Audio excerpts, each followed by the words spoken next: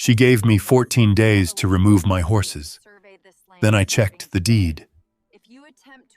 She showed up like she owned the place, clipboard in hand, voice steady, telling me my stallions had 14 days to go. I didn't argue. Didn't need to.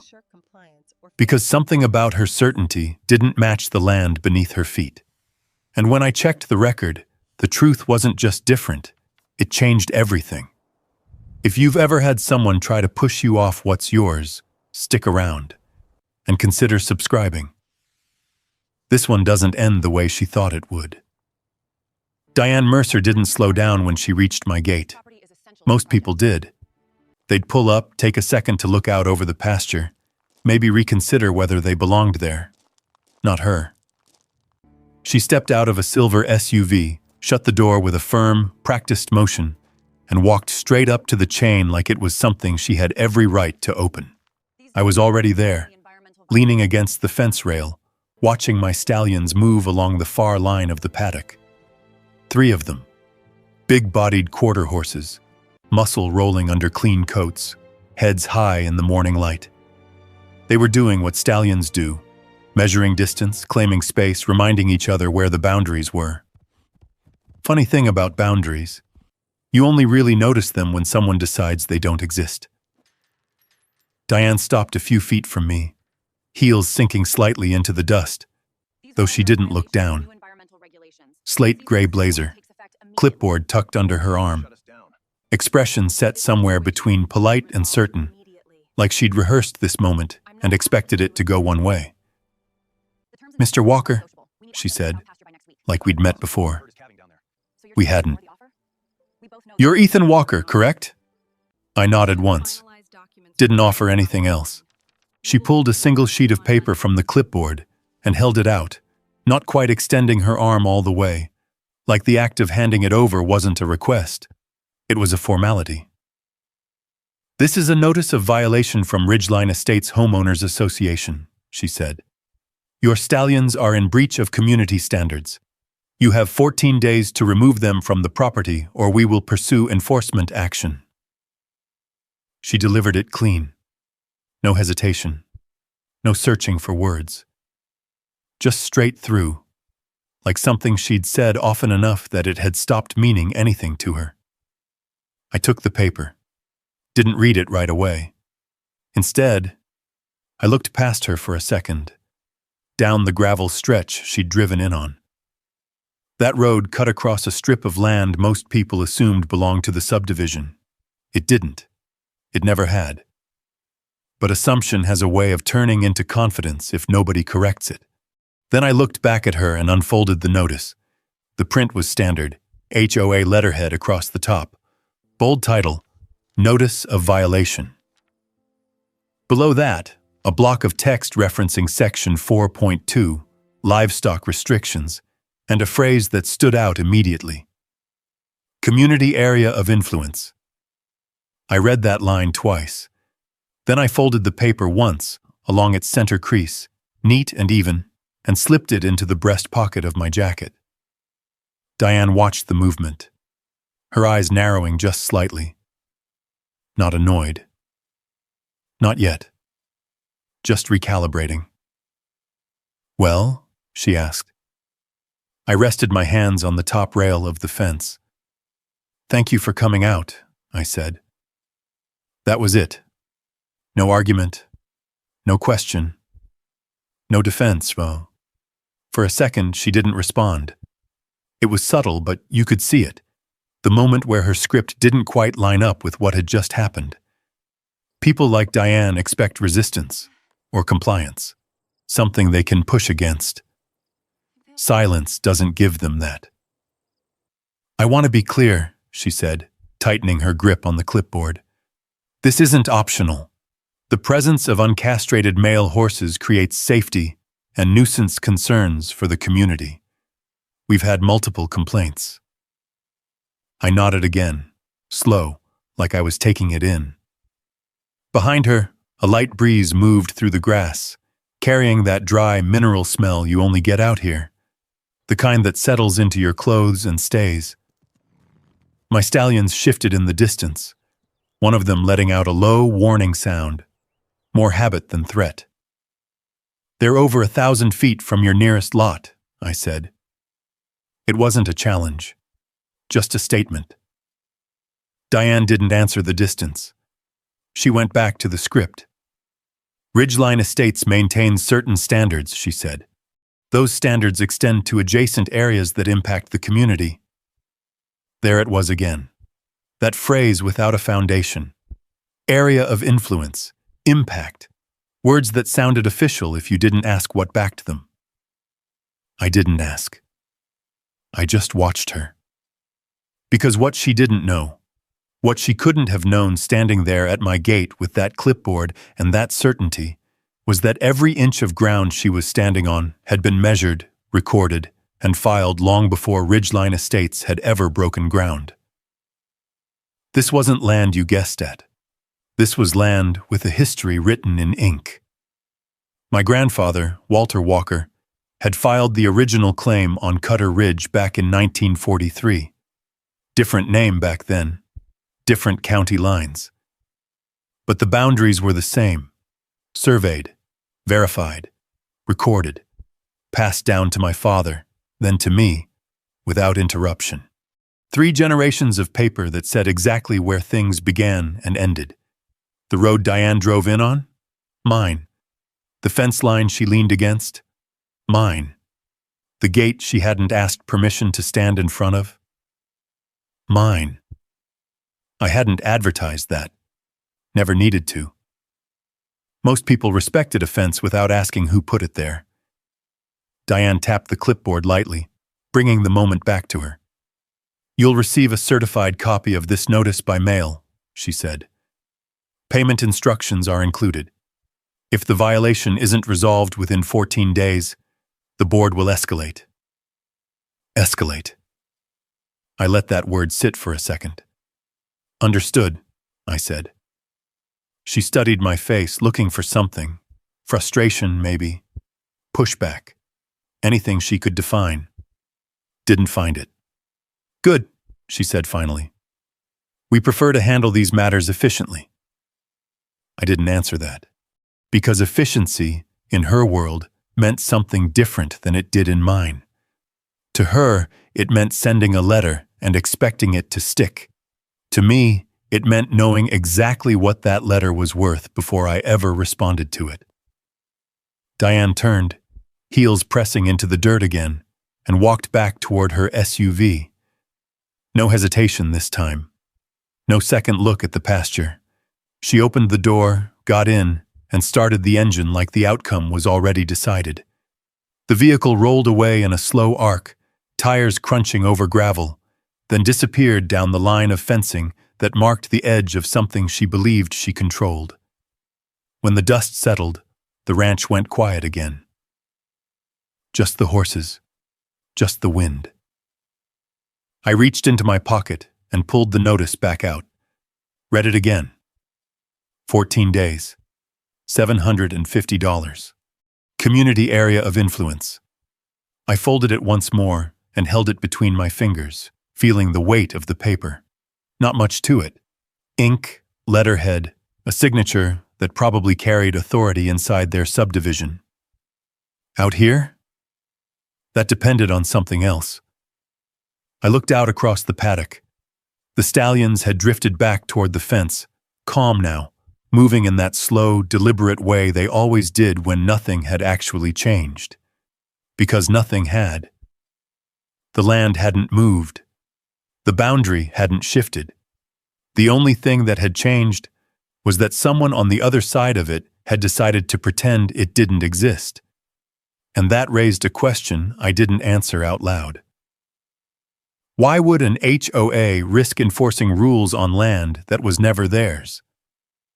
I slid the notice back into my pocket and pushed off the fence, because if they were willing to come this far without checking the record, then this wasn't a mistake, and whatever came next wasn't going to stay at the gate.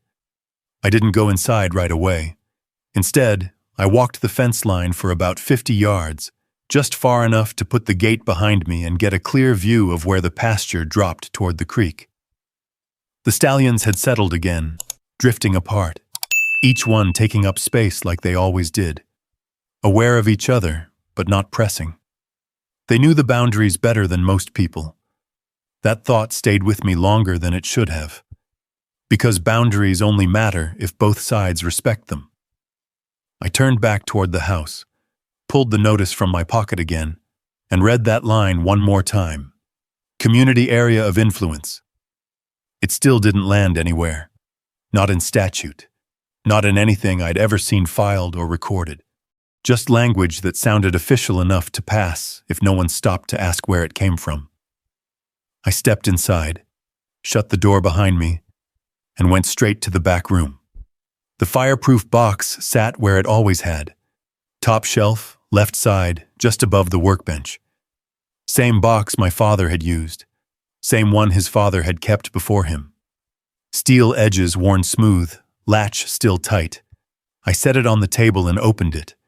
Inside, everything was exactly where it should be. Deeds, folded and refolded over decades. Survey maps rolled and tied with twine. Tax records stacked in order, year after year, each one stamped, signed, filed, paper that didn't forget. I pulled the current deed first, the one recorded in my name 11 years ago when the property transferred clean after my father passed. Teton County stamp, legal description running the full length of the page, metes and bounds written in a way that left no room for interpretation. Then the survey. The 1987 boundary survey my father had commissioned after a neighbor tried to claim a strip along the eastern creek bed. That dispute hadn't lasted long. The survey had settled it in a single afternoon. I unrolled the map across the table and weighted the corners down. There it was. Ridgeline Estates. Northeast corner of the property. Clean cut. 340 acres carved out and sold off back in 1998. Lines drawn in black ink, sharp and final. Everything inside that boundary belonged to them. Everything outside it didn't. I traced the edge with my finger, following the line until it stopped. Then measured the distance in my head. From that boundary to my stallion paddock, over 1,000 feet. Closer to 1,200 if memory held. Not close. Not even arguable. I leaned back slightly, looking at the map as a whole. The subdivision sat where it always had. Contained, defined, limited to exactly what had been sold. No extensions, no easements running outward, no shared authority, just a clean separation. So why step over it? That question didn't answer itself. I rolled the survey back up, tied it off, and reached for the CC and Rs instead.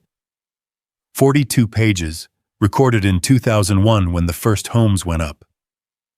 I flipped to section 4.2, livestock restrictions. It was all there. Limits on large animals, requirements for fencing, language about maintaining community standards. But the scope was clear. Applicable to all lots and common areas within the Ridgeline Estates planned unit development. Within, not adjacent, not near, not influence. Within. I closed the document and set it aside, because now the question had changed. Not, are they wrong? That part was already clear. The question was why they were acting like they weren't. A truck rolled past the front of the property about 10 minutes later. Old Ford, faded red, engine running a little rough. I recognized it before it even slowed. Hank Dawson. He pulled up just outside the gate, killed the engine, and stepped out without calling ahead. Hank didn't call ahead for anything. 73 years old, still running his spread west of mine, still walking his own fence lines like it mattered. Which it did. He rested his arms on the top rail, looking past me toward the paddock. "Those the ones they're complaining about?" he asked. I nodded. 3 stallions. He watched them for a second, eyes narrowing just slightly. "Good stock," he said. "They are." He let that sit for a moment, then shifted his attention back to me. "They send you a notice?" not a question. Same tone he always used when he already knew the answer. 1 page, I said. 14 days. 750. Hank nodded once, like that confirmed something he'd already lined up in his head. They've been doing that, he said. How long? Couple years now. That landed harder than I expected. Same thing? I asked. Same structure, he said. Different wording. Always sounds official. Always just enough pressure. And people pay? He looked at me, not unkindly. Most do. That answer sat there for a second. Why? I asked. Because it's easier than checking. I didn't respond to that. Because I knew he wasn't wrong. Hank shifted his weight slightly, tapping the fence rail with one hand. They sent one to the Kellermans 2 years back, he added. Livestock issue. Different section number. Same idea. What did they do? Wrote a check. I exhaled slowly. They inside the boundary? I asked. Barely, Hank said. But that wasn't the point. No, it wasn't. They ever push someone outside it? I asked. Hank shrugged once. Depends how far outside you are. I thought about that for a second. 1,000 feet? I said. That got a reaction. Small, but there. Hank looked back toward the paddock again, then over his shoulder toward the direction Diane had come from. They know where the line is, he said. It wasn't speculation. It was fact, which meant this wasn't about confusion. It was about pressure. They think you'll pay? He asked. I shook my head once. No. He nodded, like that settled something. Then they'll push, he said. Let them. Hank studied me for a second longer, then pushed off the fence. Just make sure you've got your paper lined up before they do, he said. Because once they start, they won't stop halfway. I know. He gave a small nod, climbed back into his truck, and started the engine. As he pulled away, the dust settled slower this time, because now the situation had shape. This wasn't a one-off. It was a pattern, not loud, not aggressive, just consistent enough that most people didn't fight it. And that brought the question back again. If they knew where the boundary was, why were they pushing anyway? I stood there a minute longer, looking out over the pasture, then turned back toward the house. Because the answer wasn't going to come from the gate.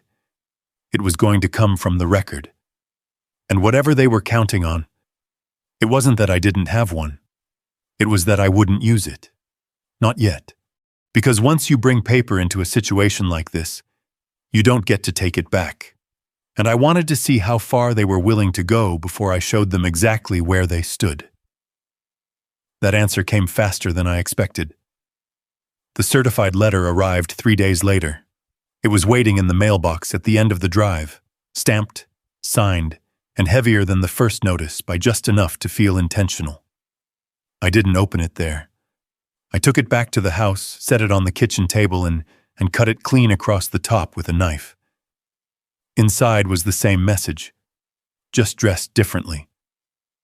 Ridgeline Estates, HOA letterhead, formal language, reference numbers, a signature at the bottom this time. Robert Hale, board president. I read it once, then again. The fine was still $750, the deadline unchanged, but the tone had shifted, less suggestion, more declaration. It cited Wyoming Statute 34-36-101, like it meant something in this context, though it didn't explain how. It used phrases like enforcement authority and non-compliance escalation, like the words themselves carried weight beyond their meaning. And right in the middle of it, the same phrase again. Community area of influence. No definition. No reference. Just repetition. I set the letter down flat and leaned back slightly, letting that settle. Because now it wasn't just Diane Mercer standing at my gate with a clipboard. Now it was the board. Now it was deliberate. I folded the letter once the same way I had the first notice and placed it beside the fireproof box. Then I reached for a legal pad and started writing. Not arguments, not responses. Just facts. Date of first notice. Date of certified letter. Exact language used. Statute cited. Then I underlined the phrase twice. Area of influence. Because if they were building their position on that, I needed to know exactly what it was supposed to mean. There was a sound outside about 20 minutes later. Tires on gravel, slower this time, more deliberate. I stepped out onto the porch before the engine cut. Same SUV. Diane Mercer again. She didn't wait this time. Didn't pause at the gate. She opened it herself, stepped through, and walked halfway up the drive before stopping. Closer than before. Close enough that the distance between us didn't feel like a boundary anymore.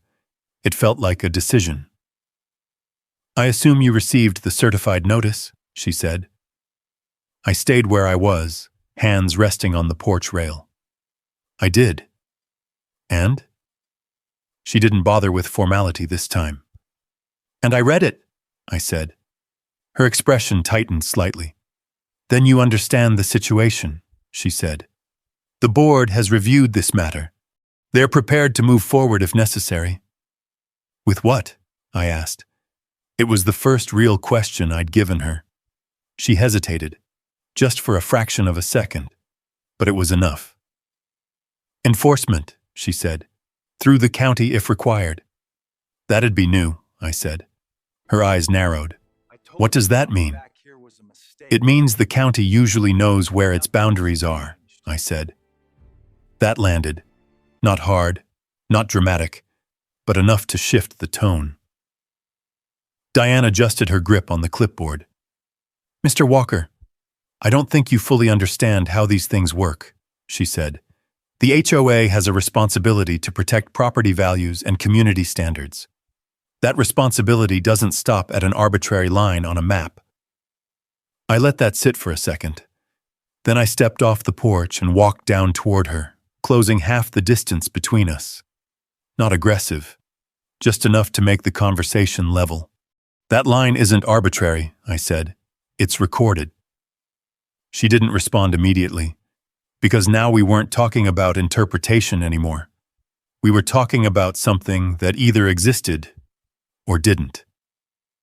The board disagrees, she said finally. Based on what? Another pause. Impact, she said. Your stallions affect the surrounding community. I nodded once. From over 1,000 feet away. That's not the point. It usually is. Her jaw tightened at that. Look, she said, shifting tone slightly, trying a different angle. This doesn't need to become a bigger issue. Most residents choose to resolve these notices quickly. It's easier to everyone involved. There it was. Not a threat. Not exactly. Just pressure. Quiet, steady, familiar. I'd heard it before, in different forms. Most residents, I said, live inside your boundary. She didn't answer that, because she couldn't. Instead, she took a step back, resetting the distance between us. The deadline stands, she said. 14 days. After that, the board will proceed. With what? I asked again. This time she didn't try to answer. Good day, Mr. Walker. She turned, walked back toward the gate, and closed it behind her a little harder than necessary. The SUV engine started up, and a few seconds later she was gone again, leaving the same trail of dust behind. I stood there for a moment, then turned back toward the house. Because now the situation had shifted. Before it was a notice. Now it was a position. And positions, once stated that clearly, don't just disappear. Inside, I sat back down at the table and pulled the letter closer. Robert Hale. I'd met him once, maybe 2 years back, when a section of fence along the northeast boundary needed repair. Short conversation. Practical. No issues. He'd known where the line was then, which meant he knew now. I wrote his name at the top of the page. Then I added one more line beneath it. They know the boundary. Because that changed everything. This wasn't confusion. It wasn't oversight. It was a choice, and that meant whatever came next wasn't about explaining anything to them. It was about deciding how far I was willing to let them go before I stopped it. I looked at the fireproof box again, then at the survey, then back at the letter. They expected me to pay. That was the model. Send the notice. Apply pressure. Let the situation resolve itself without resistance. And most of the time, it probably worked. But this time, they'd stepped past the one thing that made that model hold. Clarity. I closed the legal pad and set it aside, because the next move wasn't going to be a conversation. It was going to be documentation. And once I started building that, it wouldn't stop at a single letter. It would go all the way to the line they pretended didn't exist, and beyond it, if it had to.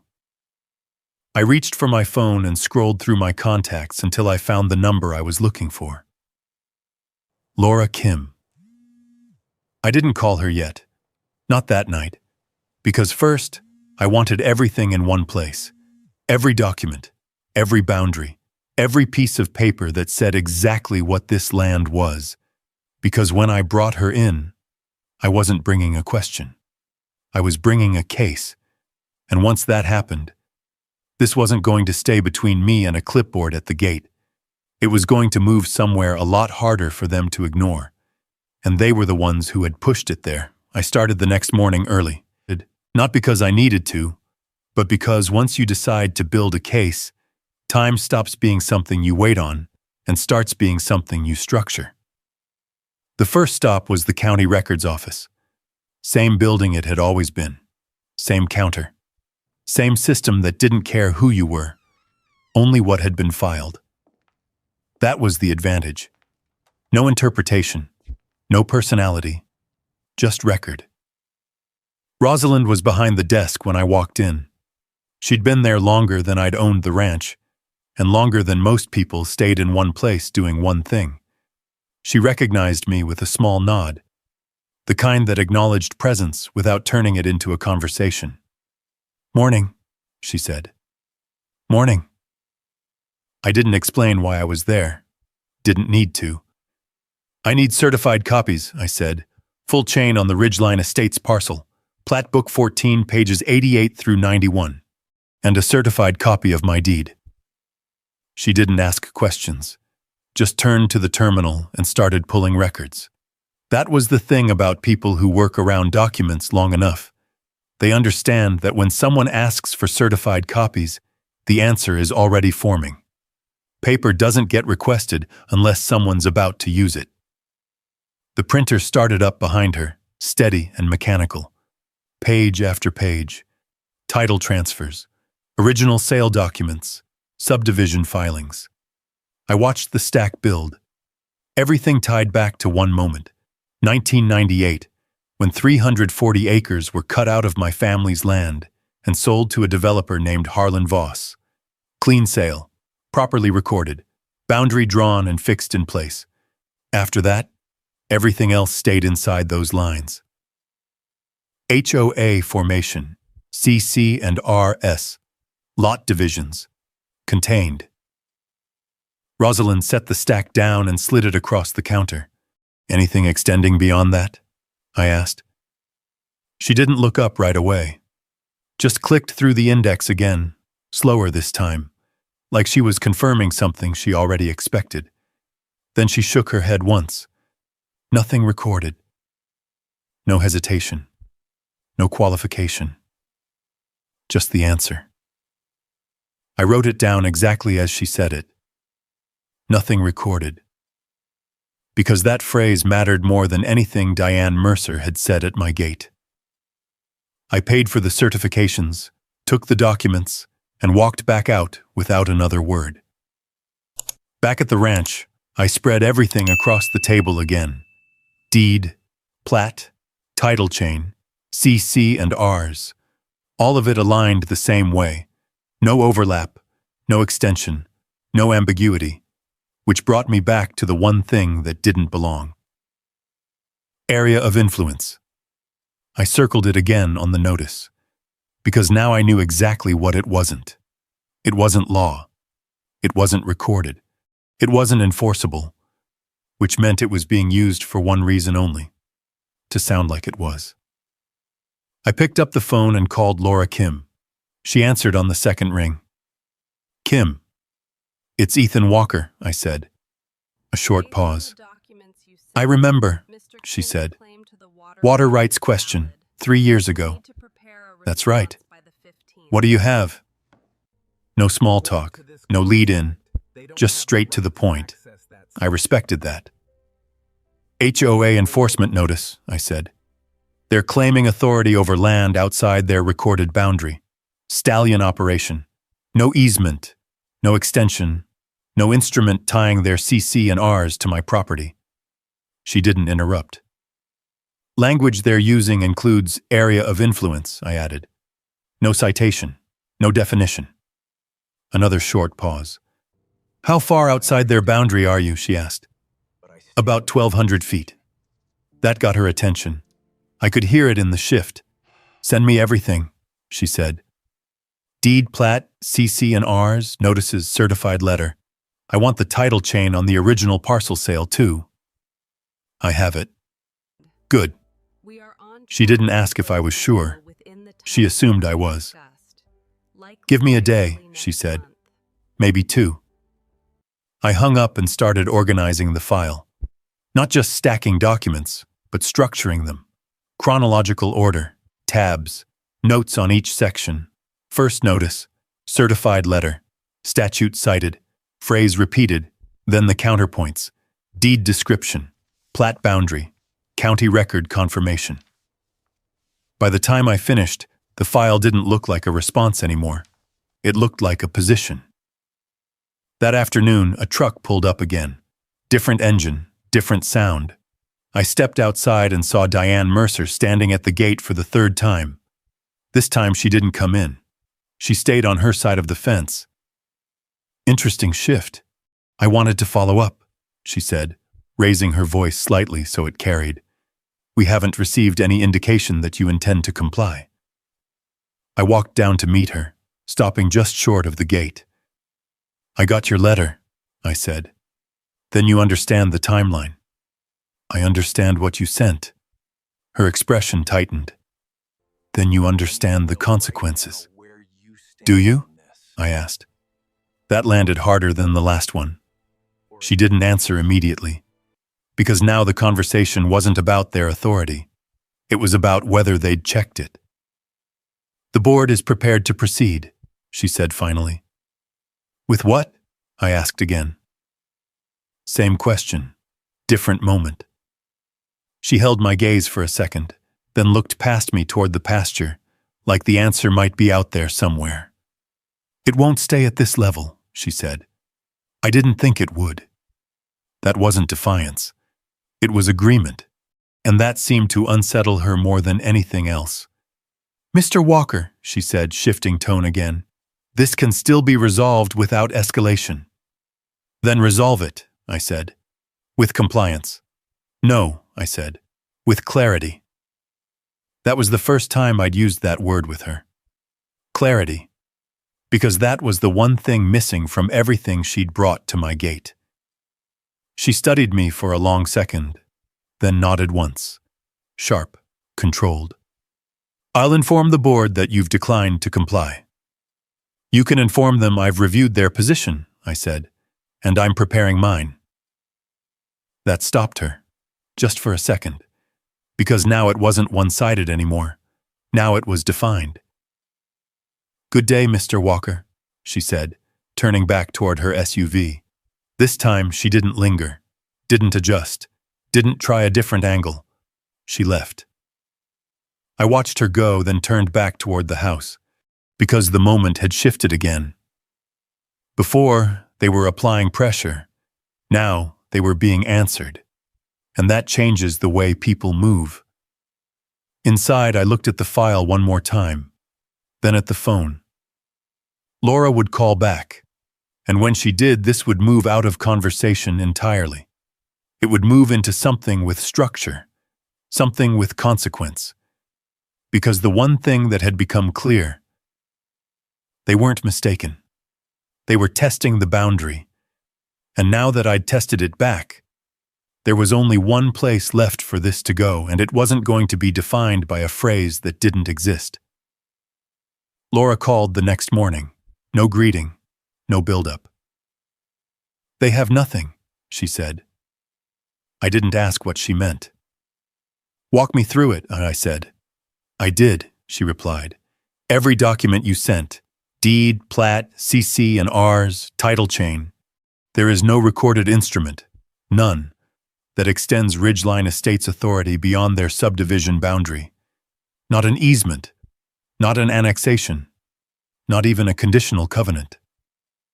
I leaned back in the chair, looking at the file spread across the table. "That's what I saw," I said. "You saw it right," she said. "They're relying on language, not law." "Area of influence." "Exactly," she said. "That's not a legal term. It doesn't exist in Wyoming property law. It's not in their C, and Rs. It's not in any statute. It's something someone came up with to make a boundary feel flexible." I let that settle for a second, because that confirmed what I already knew. But hearing it from someone who worked inside that system gave it weight. "So what are they doing?" I asked. "Testing," she said, "or bluffing. Sometimes those are the same thing. And if I ignore it?" "They escalate," she said. "More letters, possibly a nuisance claim, maybe even an attempt to involve county enforcement. They already mentioned that." "I figured they would," she said. "It's pressure. They're trying to make this cost you more time and effort than it's worth." I looked down at the notice again. 14 days, $750. Cheap compared to what it could become. "So what's the move?" I asked. "Depends on what you want," she said. "I want it to stop." "Then we don't respond informally," she said. "We respond in a way they can't ignore." I didn't answer right away, because once that step is taken, everything shifts. "What are you thinking?" I asked. "A formal demand," she said. "Clear, documented, citing their own CC and Rs, the recorded plat, and the absence of any authority beyond it. We give them a chance to retract. And if they don't? We file," she said. "Simple, direct, no extra language." "What does that look like?" I asked. "Declaratory judgment," she said. "We ask the court to state clearly that their authority does not extend to your property. No ambiguity, no interpretation, just the record." I nodded once, even though she couldn't see it. "How long?" I asked. "Depends on how fast they want to lose," she said. "But the first step is the letter." I looked at the file again. Everything was there. Clean. Aligned. No gaps. "Draft it," I said. "I already started," she replied. "I'll send you a copy before it goes out." We hung up without anything else. No discussion about strategy beyond that, because there wasn't much to discuss. The law was already on the table. The only question was whether they were willing to acknowledge it. That afternoon, I drove back into town. Not for documents this time, for confirmation. There's a difference. I went straight to the survey office my father had used years ago. Same business, different name now, second generation running it. I stepped inside and gave them the parcel number. "I need an updated boundary verification," I said. "Full perimeter, but I want specific attention on the northeast line adjacent to Ridgeline Estates." The man behind the counter didn't hesitate. "When do you need it?" "Before 14 days runs out." He nodded once. "We'll get a crew out there this week." I left it at that, because I didn't need them to find anything new. I needed them to confirm what was already there. Back at the ranch, the file had grown, not in size, in weight. The kind of weight that comes from certainty. Every document pointed in the same direction. Every record aligned. There was no version of this where their position held up, which meant the next move wasn't about proving anything to myself. It was about putting that proof somewhere it mattered. The sun had started dropping by the time I stepped back outside. The stallions were moving again, slower now, circling the far edge of the paddock. One of them stopped near the fence line, looking out toward the direction Diane had come from earlier. Animals notice patterns. They don't understand them the way we do, but they feel when something doesn't belong. I leaned against the fence watching them for a minute, because nothing about the land had changed. The boundary was still where it had always been. The operation was still legal. The only thing out of place was the pressure coming from the other side. And that kind of pressure doesn't hold once it's tested. A truck pulled up again just before dusk. Not Diane. Robert Hale. He stepped out slower than she did. Different presence, less performative, but the same underlying assumption that he had a role in what happened here. He didn't come all the way to the gate, stopped about 10 feet short. "Mr. Walker," he said. "Mr. Hale." We stood there for a second, both of us aware that this was the first time the conversation had moved past Diane. "I understand you've received our notices," he said. "I have. And you've chosen not to comply." "I've chosen to review them." That got a slight reaction, not visible to most people, but it was there. "These matters don't usually require this level of escalation," he said. "They don't usually involve land outside your boundary," I replied. He exhaled once, slow. "That's a matter of interpretation," he said. "No," I said. "It's a matter of record." That stopped him, because there's no argument that overrides a recorded boundary, not one that holds up. "We're trying to maintain standards," he said. "On your land," I said. Not mine." He looked past me toward the paddock, then back at the fence between us. "You understand this doesn't end here," he said. "I know," I said. "That's why I'm documenting it." That was the first time I said it out loud, and it landed. Because now it wasn't just resistance, it was process. "Is that a threat?" he asked. "No," I said. "It's a direction." He held my gaze for a second longer, then nodded once. "Then I suppose we'll proceed accordingly." "I expect you will." He turned, walked back to his truck, and left without another word. No argument, no raised voice, just acknowledgement. Because now he understood something Diane hadn't yet. This wasn't going to resolve quietly.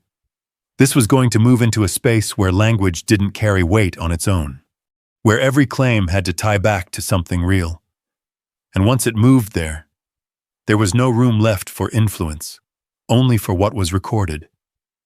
I stood there until the sound of his truck faded out. Then I went back inside and looked at the file one more time, because everything was in place now.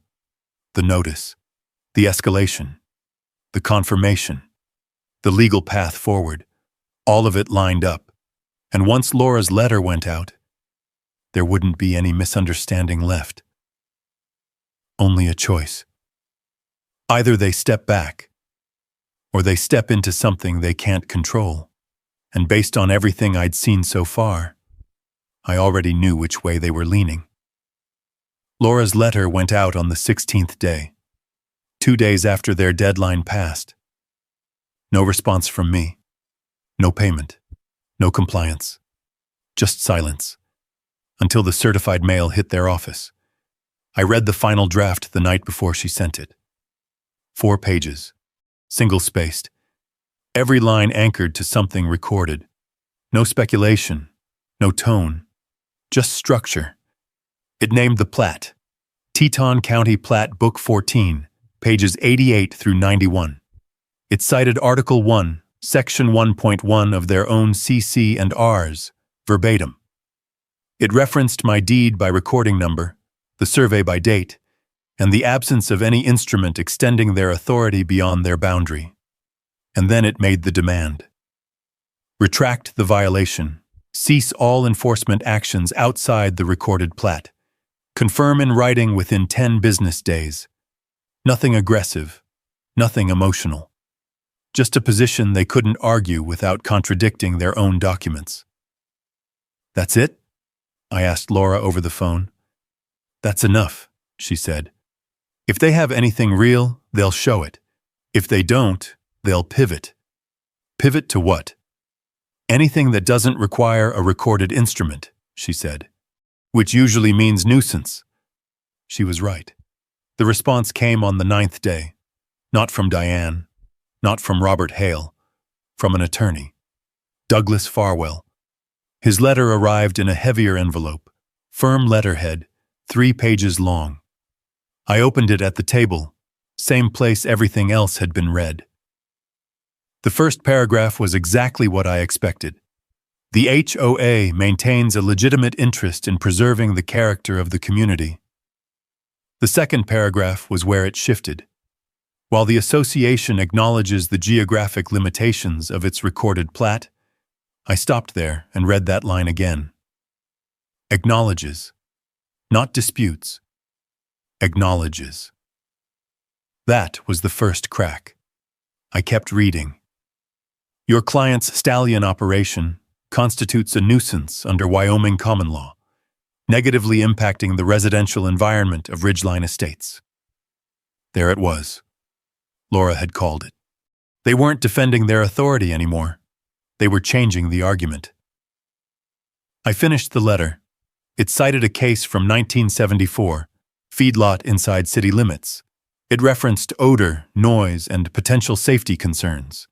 None of it tied to my operation. None of it tied to the land use classification. None of it tied to the distance. Just general language, broad enough to sound plausible, not specific enough to hold. I folded the letter once and set it beside the others. Then I picked up the phone. They pivoted, I said when Laura answered. To nuisance. Exactly. She didn't sound surprised. Send it over, she said. I did. She called back less than an hour later. They conceded the boundary, she said. I saw that. That's everything, she said. They've already lost the original argument. Now they're trying to create a new one. Does it hold? No, she said. Not here. Not with your setup. Why? Because nuisance requires impact tied to a legal interest, she said. They don't have one outside their boundary. And even if they tried to argue proximity, your operation is agricultural, properly zoned, and over 1,000 feet away. I leaned back, looking out through the window toward the paddock. So what are they doing? Buying time, she said. Hoping you'll negotiate. Maybe settle. Maybe agree to some kind of restriction. I'm not. I didn't think you would. She paused for a second. Which means we move forward. With filing. Yes. I didn't respond right away, because filing changes the scale.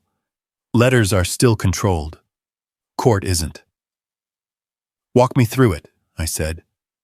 Declaratory judgment, she said. We ask the court to confirm what's already clear, that their CC and Rs do not apply to your land, that they have no enforcement authority outside their recorded plat. And the nuisance claim? We address it, she said, and we dismantle it. How long? Depends on how fast they push back, she said. But once it's filed, they're in a position they can't talk their way out of. I looked down at the file again. Every document lined up, every argument anchored. Do it, I said. I'll have the complaint drafted within the week. We hung up. I sat there for a minute, then pulled the Farwell letter back toward me. Because there was something else in it. Not in the argument, in the tone. It wasn't confident. It was careful, like someone building a case they knew wasn't clean. I flipped back to the first page. Acknowledges the geographic limitations. That line didn't belong in a strong position. It belonged in a defensive one, which meant something had shifted on their side. They knew, not just Diane, not just me, the board, their attorney. They all knew now that the boundary didn't support them, and they were still pushing. That narrowed the possibilities. This wasn't about misunderstanding. It wasn't about interpretation. It was about leverage. And leverage only works if the other side doesn't push back. I stood up, grabbed the file, and added the new letter behind Laura's demand. Then I opened a new section. Legal response. Because that's what this was now. Not a dispute, not a conversation, a case. Later that afternoon, Hank called. "Heard they lawyered up," he said. "News travels fast." "Faster when it's interesting," he replied. "They going after you on nuisance?" "Trying to." He let out a low breath. "That's a stretch." "Yeah." "You filing?" "I am." "Good." That was all he said. No advice, no speculation, just confirmation. Because out here, once something moves into the record, people understand what that means. It doesn't go away. I stepped back outside as the light started to drop. The Stallions were along the far fence again, moving slow, steady, same pattern as always. Nothing about them had changed. Nothing about the land had changed. The only thing shifting was the position on the other side of that invisible line. And now that position had moved into something formal, something that would be written down, filed, reviewed, decided. I looked out across the pasture one more time, then back toward the direction of Ridgeline Estates. They'd had a chance to step back. A clean one. No exposure, no consequence. Just a retraction and a reset. They didn't take it. Instead, they doubled down. And once you do that, you don't get to control how it ends anymore. Because now it wasn't about pressure. It wasn't about language. It wasn't about whether I'd pay. It was about what the record said. And what a court would do with it. And that was a place they'd never intended this to go. But they were the ones who pushed it there. Now they were going to have to stand in it. Laura filed the complaint 4 days later. 7 pages, clean and direct. No excess language. No room for interpretation. It named the parties. It defined the land. It attached every document that mattered. My deed, the Ridgeline Estates plat, the CC and Rs, the notices, the letters, the certified record search, and it asked for one thing. Clarity. A declaratory judgment that said in plain terms that the HOA had no authority over my land. That was it. No damages, no escalation. Just the record, placed in front of a court, asking it to say out loud what the documents already made clear. The case number came back the same day. I wrote it on the inside cover of the file. Because once something has a number, it stops being a disagreement and becomes a matter. Something that moves forward, whether anyone likes it or not. Farwell filed their response 2 weeks later. I read it the same way I read everything else. Once for structure, once for detail. They didn't contest the boundary, not directly.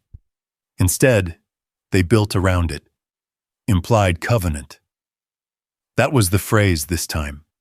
They argued that when the 340 acres were sold in 1998, there was an understanding, not written, not recorded, that surrounding landowners would maintain compatibility with the residential character of the subdivision. I read that paragraph twice, then a third time, because it didn't reference a document, didn't cite a recording number, didn't point to anything that existed outside of the page it was written on. Implied. That was what they had left. I called Laura. "They're arguing implied covenant," I said. "I saw," she replied. It won't hold. Why? Because property law doesn't run on assumptions, she said. If it's not recorded, it doesn't bind. Not like that. They're still pushing it. They have to, she said. They've already stepped in. Now they're trying to find a way to stand. I looked down at the response again. There was more. Nuisance again. Reworded. Expanded. Still unsupported. They added more on nuisance, I said. Expected, she replied. We'll address it in the motion. Motion for what? Summary judgment. That was the next shift. Because summary judgment meant one thing. No trial, no drawn-out argument, just the court looking at the record and deciding whether there was anything to argue at all. How soon? I asked. Soon enough, she said. This isn't complicated. The law is clear. I hung up and added the response to the file. New section. Defense. It wasn't thick. That was the first thing that stood out. For something that had escalated this far, there wasn't much behind it, which told me everything I needed to know. They weren't building a case.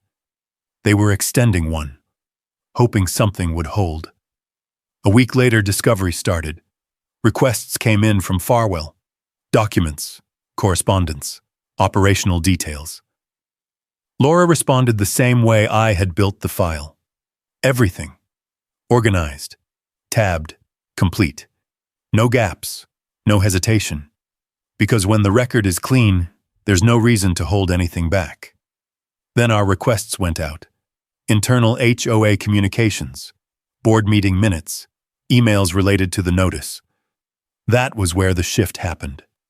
The response came in a thin packet. Too thin.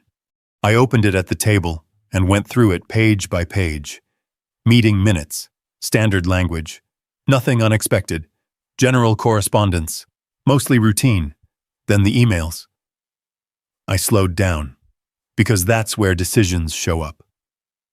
The first one was from Diane Mercer to Robert Hale, 8 weeks before she ever came to my gate. Subject line, Walker property, Stallion issue. I read it carefully. I pulled the plat. The Walker operation is technically outside our boundary. Do we still have a basis? I stopped there, then read it again. Technically outside. She knew. Before the first notice was ever written. I flipped to the reply. From Robert Hale. Sent the next morning. Our CC and Rs say community character. That's broad enough. Send the notice. I sat back in the chair. Not surprised. Just confirmed. Because that email did something the notices never could. It showed intent. Not confusion. Not interpretation. A decision. They had checked the boundary. They had known the answer. And they had moved forward anyway. I picked up the phone and called Laura. They knew, I said.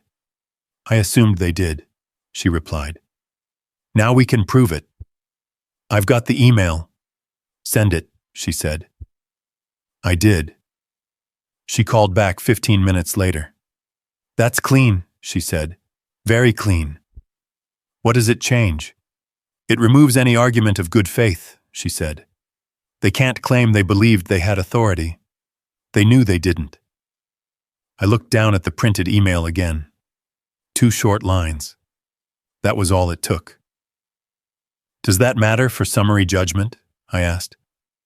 It strengthens it, she said. But more importantly, it frames the case. How? It shows the court exactly what this is, she said. Not a misunderstanding, not a dispute, an overreach. I nodded once, because that was the word. Overreach, measured, documented, proven. What's next? I asked. I finish the motion, she said. We file, and then we wait. I hung up and added the email to the file. New tab. Internal communication. Because that's what it was. And that's what would matter. Later that afternoon, I stepped outside again. The stallions were near the far fence, moving in that same slow pattern they always followed. Nothing about them had changed. Nothing about the land had changed. But something had shifted in the structure around it. Before, this was pressure. Now, it was exposure. And exposure doesn't reverse. Once something is written down, produced, and entered into a case, it stays. I looked out toward the northeast boundary, toward Ridgeline Estates. Because now they weren't just defending a position. They were defending a decision they had already made, one they couldn't take back, and one that was about to be placed in front of someone who didn't care how confident it sounded, only whether it was supported. I went back inside and closed the file, not because it was finished, but because it was ready. Everything that needed to be there was there. The boundary, the absence of authority, the escalation, the pivot, the intent. All of it lined up. And once Laura filed that motion, there wouldn't be anywhere left for them to stand. Because the question wouldn't be what they believed. It would be what they could prove. And that answer was already in the record. They made their move 3 days before the hearing date was set. Not through their attorney. Not through on their letter. Through the county. I saw the dust first. Same stretch of road Diane had used. Same line cut across land they didn't own. But this time it wasn't an SUV.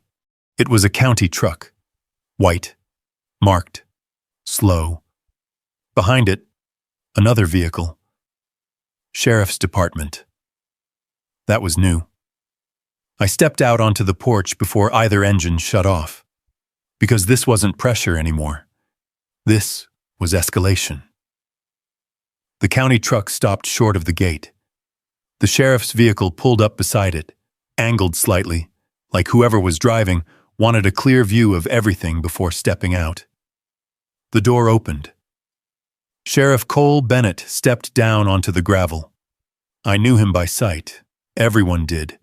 He wasn't a man who rushed into anything, didn't posture, didn't talk more than he needed to, which made him exactly the kind of person you didn't call unless you were sure, or pretending to be. He adjusted his hat slightly and walked toward the gate, stopping just outside it. Behind him, Diane Mercer stepped out of the SUV, and Robert Hale followed.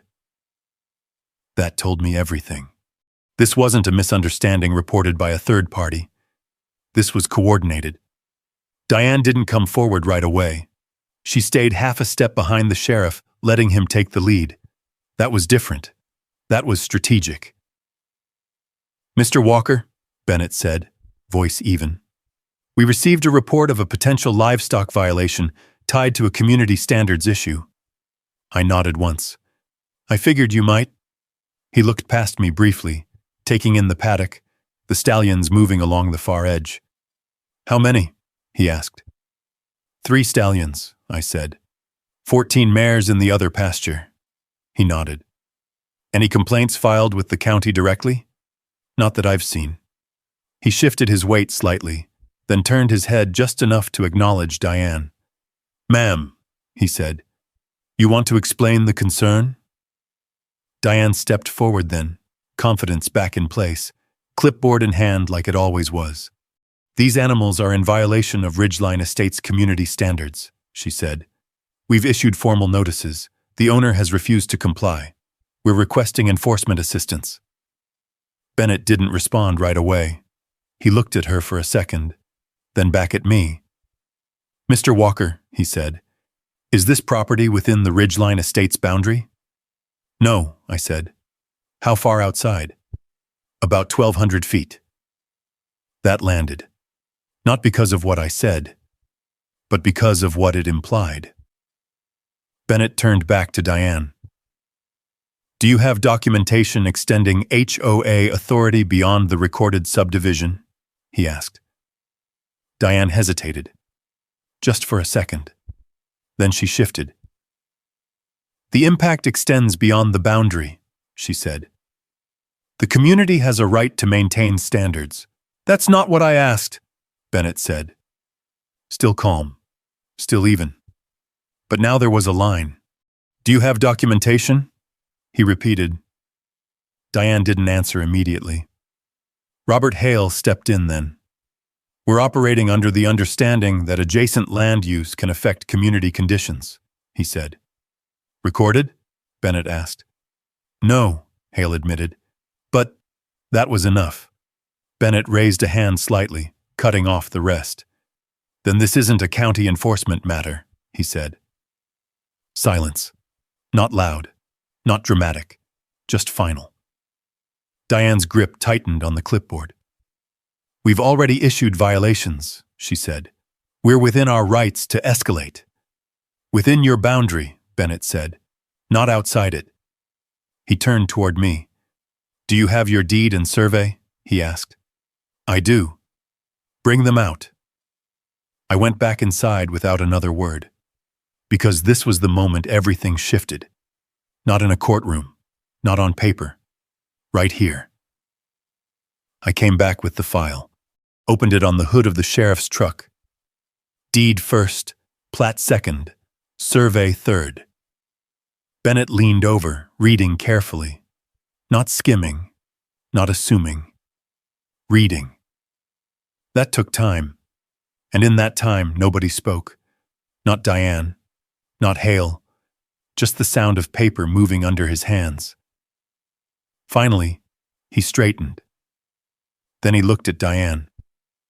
Ma'am, he said, your HOA doesn't exist out here. That was it. No emphasis, no raised voice, just a statement. And it hit harder than anything that had been said up to that point. Diane opened her mouth like she was going to respond. Didn't, because there was nothing left to say. Hale shifted beside her. We're concerned about nuisance, he said, trying to recover ground. Bennett didn't look at him right away. When he did, it was direct. That's a civil matter, he said. And based on what I'm seeing, it's not one you're likely to win. That closed it. Not legally, not yet, but practically. Because the authority they'd tried to bring in had just stepped away. Bennett gathered the documents, handed them back to me. You're within your rights here, he said. Keep your paperwork close. I will. He gave a small nod, then turned back toward his vehicle. Diane didn't move. Not at first. She stood there, looking at the fence like she was trying to find something she'd missed. Something that would change the outcome. But there wasn't anything. Because the boundary hadn't moved. It never had. Hale touched her arm lightly. Let's go, he said. That seemed to break whatever was holding her there. She turned, walked back to the SUV without another word. No argument, no escalation, just retreat. The vehicles pulled away one at a time. First the county truck, then the sheriff, then Diane and Hale. And when the dust settled again, it was quiet. Same as before. I stood there for a minute, the file still in my hands, because something had shifted. Not in the documents, not in the case, in their position. They'd tried to turn pressure into enforcement, and it had failed. Publicly, cleanly, without argument. I closed the file and walked back toward the house. Because now, whatever came next, wasn't going to be built on assumption anymore. It was going to be built on what had just happened, and what had already been written. And for the first time since Diane Mercer stepped onto my land with that clipboard, they weren't the ones controlling the direction. They were reacting to it. And once that shift happens, it doesn't reverse. The hearing was set 2 weeks after the sheriff's visit. Not long enough for them to rebuild a position. Long enough for everything already in the record to settle into place. I arrived early. Same courthouse where the deed had been recorded. Same building where every document that mattered had been filed, indexed, and preserved without opinion. Laura was already there when I walked in. File open, notes organized, nothing out of place. "You saw what happened with the sheriff?" I asked. "I heard," she said. "That helps." "How?" "It shows they tried to escalate enforcement outside their authority," she said. "And it failed. Cleanly." I nodded once, because that's exactly what it had been. Clean. No confusion. No gray area. Just a line and the confirmation that it mattered. "Anything change on their side?" I asked. She glanced at her notes. "Farwell adjusted their tone in the supplemental filing," she said. "Less about enforcement. More about nuisance again, but it's thinner now." "Because they know?" "Because they have to," she said. "They can't argue authority anymore." That was the difference. Before, they had been asserting control. Now they were trying to justify presence. Different position. We took our seats when the courtroom opened. Robert Hale was already there. No Diane Mercer this time. That didn't surprise me. Hale looked over once, met my eyes, then looked away. No acknowledgement. No conversation. Just distance. Farwell sat beside him, flipping through a thinner file than Laura's. That mattered. Not for show, for substance. Because when one side has less to work with, it shows up in the preparation. The judge entered without delay. Honorable Catherine Marsh. No wasted motion, no delay in starting. "Counsel," she said, "I've reviewed the filings. We're here on a motion for summary judgment." Laura stood first. Her argument was exactly what I expected. Structured, direct, no excess. She walked through the documents one by one. The deed, the plat, the CC and Rs. She read the language defining the boundary of the HOA's authority, verbatim. Then she stopped. "And there is no recorded instrument," she said, "extending that authority beyond those boundaries." She let that sit, then continued. "The defendants have acknowledged this in their own filings. They have conceded that the property in question lies outside the Ridgeline Estates plat." She didn't look at them when she said it. Didn't need to, because it was already in the record. She moved on to the nuisance claim, explained the requirements, the need for a legal interest, the absence of any such interest in this case. Everything aligned, every point anchored. When she finished, she sat down without adding anything extra. No summary, no emphasis. Just the argument. Farwell stood next. He didn't try to reassert authority. That part was gone. Instead, he focused on the nuisance angle, talked about impact, community standards, potential concerns. But every point circled the same problem. None of it connected to a legal foundation. Judge Marsh listened, didn't interrupt. But when he finished, she asked one question. "Counsel," she said, "can you point to any recorded instrument that grants your client authority over the plaintiff's property?" Farwell paused. Not long, but long enough. "No, Your Honor," he said. That was it. That was the moment. Not dramatic. Not loud. Just final. Because everything else depended on that answer. Judge Marsh nodded once. "Then your position relies on an implied covenant?" she asked. "Yes, Your Honor." "Supported by what recorded document?" Another pause.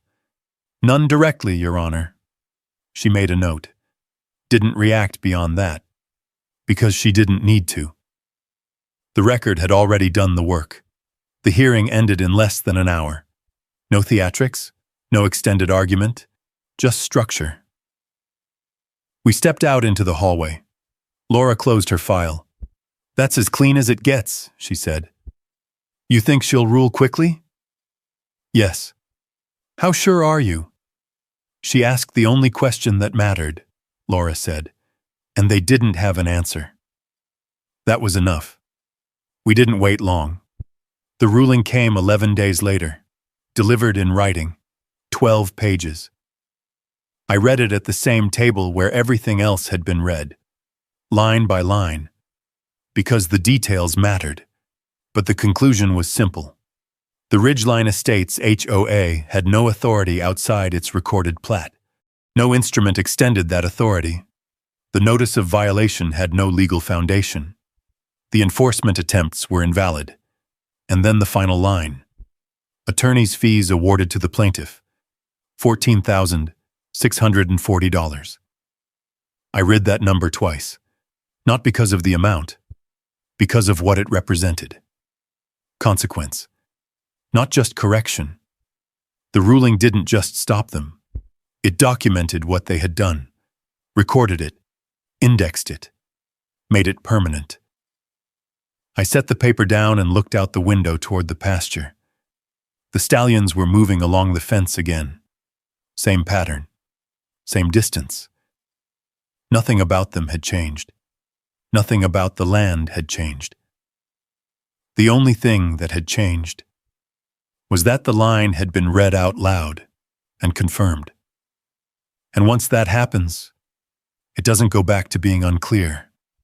It becomes something else, something fixed, something anyone can look up and find. I picked up the ruling again and folded it once, same way I had folded the first notice. Only this time it carried weight, not assumed, not implied, recorded. Because in the end, it wasn't about who spoke louder. It wasn't about who pushed harder. It was about who had something behind their position that didn't move.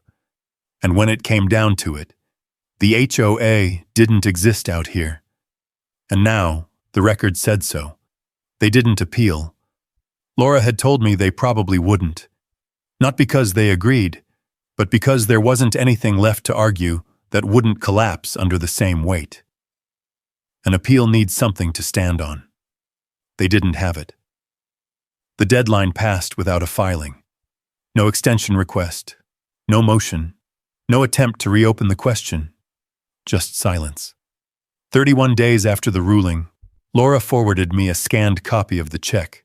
Ridgeline Estates, OA operating account. $14,640. No note attached. No explanation. No apology. Just the number. I printed it, folded it once along the center, and placed it in the file behind the court's ruling. Same motion as the first notice, different weight. Because that check wasn't just payment, it was confirmation. Not of what I had said, of what the record had proven. The file was full now, started with a single page on HOA letterhead, ended with a court order and a financial consequence that couldn't be explained away. I closed it and set it back on the shelf beside the fireproof box. Didn't lock it. Didn't need to. Because the part that mattered wasn't inside my house anymore. It was in the county index, available, permanent. Hank came by 2 days later. Same truck, same slow pull up to the gate. He didn't ask questions, didn't need to. You kept the paper, he said. I did. He nodded once, looking out toward the paddock. They pay? Yes. Another nod. That'll travel. It would. Not because I told anyone. Because records move in ways people don't. Title searches. Disclosures. Attorneys pulling histories before advising clients. That ruling wasn't just mine. It was attached to them now. Hank leaned on the fence rail for a second, then pushed off and... Good work, he said. He left without anything else. That was enough. A week later, I heard about the board meeting. Not directly. Through the same quiet channels everything else seemed to move through.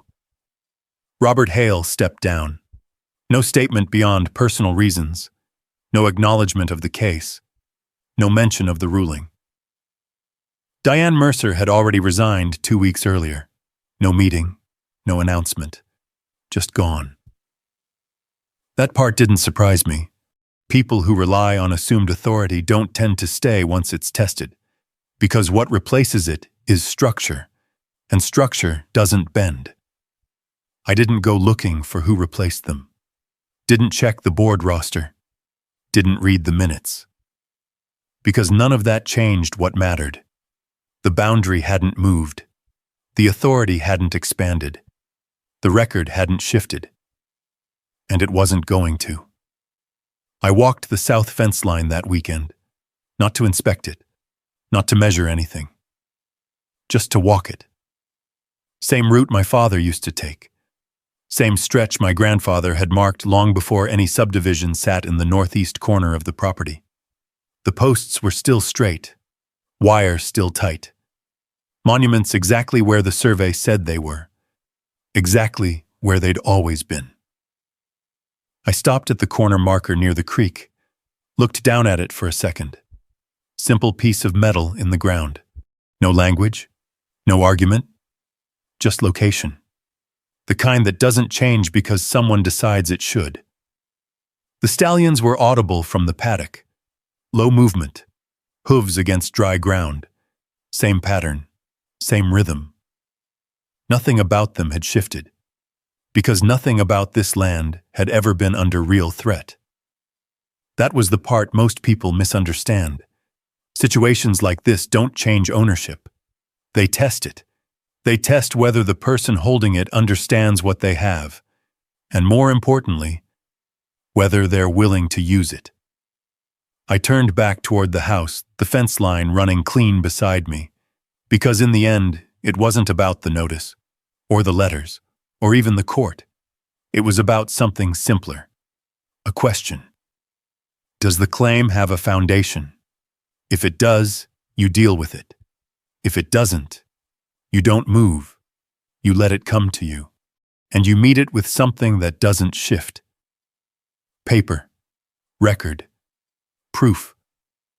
I stepped back onto the porch and looked out one last time. The paddock stretched out exactly the way it always had, the boundary exactly where it had been drawn. Ridgeline estates sitting in the distance, contained within lines they had written for themselves and tried to extend beyond. They didn't anymore. Not after this. Because now, if anyone tried, there would be something waiting for them. Not a warning, not an argument, a record. And the record doesn't forget. It doesn't fade. It doesn't adjust itself to fit a narrative. It sits, exactly as it was written, waiting for someone to read it. And this time, someone did.